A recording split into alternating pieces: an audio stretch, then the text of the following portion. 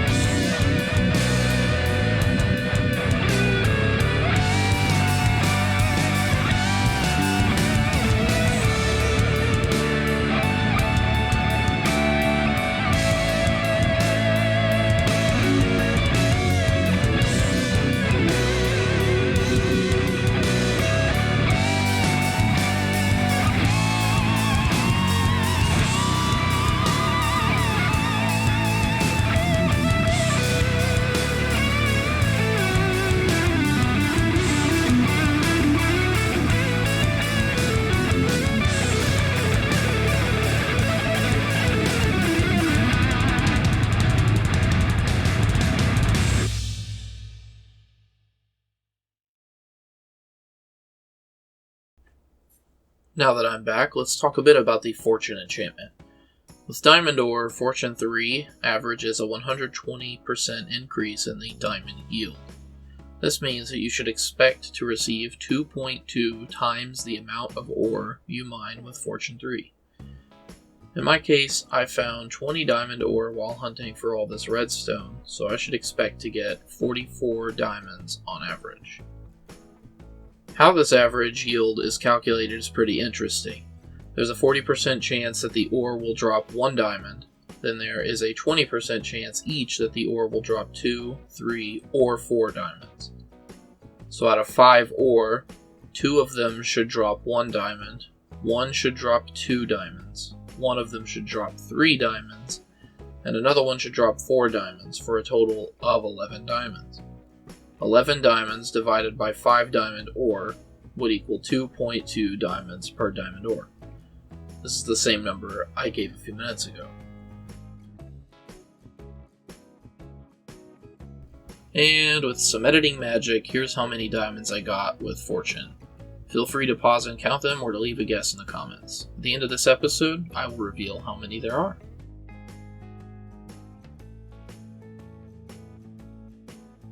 So I've come back here behind my bedroom wall and I've cleared out all this old redstone. I've now reoriented the pistons from vertically to horizontally, which has reduced the amount of redstone I need to control them from several pieces of dust and a couple torches to a single torch and a single redstone dust.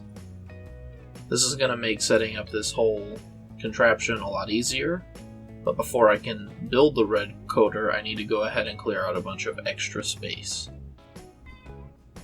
Now before I get too far along, I want to mention a few things. First of all, I cleared out all the space I needed off camera. I didn't think it would be that fun to watch me doing a bunch of mining multiple times this episode. Second of all, I've decided that I want to place all my long-term redstone projects on polished granite. I figure that would be an easy block to notice if I'm out mining or if I have some of my colleagues mining and they happen to find it, they will know, hey, there's redstone bits there. I'm going to stop mining in this direction. Now, that being said, the way the red coater works is it takes a given input strength from the comparator and it converts it into a specific output. So you can detect the specific direction that an item has been rotated in an item frame and take that strength and convert it into a single output instead of multiple outputs. Now, I don't have an example of how this works exactly, but if you were to place a long redstone line and simply place repeaters alongside the redstone line pointing out of it, every single turn of the comparator will turn on another repeater in that line. With this setup, you can actually deactivate torches in different setups so that you can get a specific output. Now, I know that my description of this red coater is not very clear, so in a future episode I will go into a creative world and show exactly how it works and demonstrate the difference between just detecting the raw output strength of a item frame and item with a comparator versus using this red coater. It's a pretty neat contraption. It can be used in all sorts of things, most importantly things like combination locks, and that's something I plan on doing in my main base later on in the series. Now, I decided to build this red coater without doing any plans in creative mode other than testing out the contraption itself and trying to figure out how to work it exactly. So the space I dug out for it, I actually forgot to account for the fact that I needed it to be 1 block higher to get the signal out of the comparator, or out of the back of the item frame rather. So I ended up running into a bit of an issue, which was that the very first position of the item frame is not going to be considered in this contraption. That's not really an issue because I only wanted the next to last position to be the position that opens the door and closes it. So we're going to work around that by just removing the first section. It's not going to be a problem. Now, I did decide to experiment a little bit to try to figure out if I could get the first part of the red coder to actually work. However, I ultimately decided that I would ignore it because it wasn't worth the hassle. I would either have to rebuild the whole red coder or extend it out a little further than I wanted to. It just wasn't worth the time that I would have to spend doing it. With that being said, there was one other thing I had to do which I didn't have prepared. That was to light up this room. Not because I don't want mobs spawning in here. They shouldn't be able to due to all the redstone dust and the limited amount of extra space. But it's because of the lighting updates that redstone causes. I don't want the lighting in this room to be updating and changing or affecting my other members on the server in the future. So we're back in my wife's base with some new pants and a sword to replace the stuff we lost in the last episode, and I happen to notice she has a bit of a leak. Although that seems to only be an issue when I am in third person mode.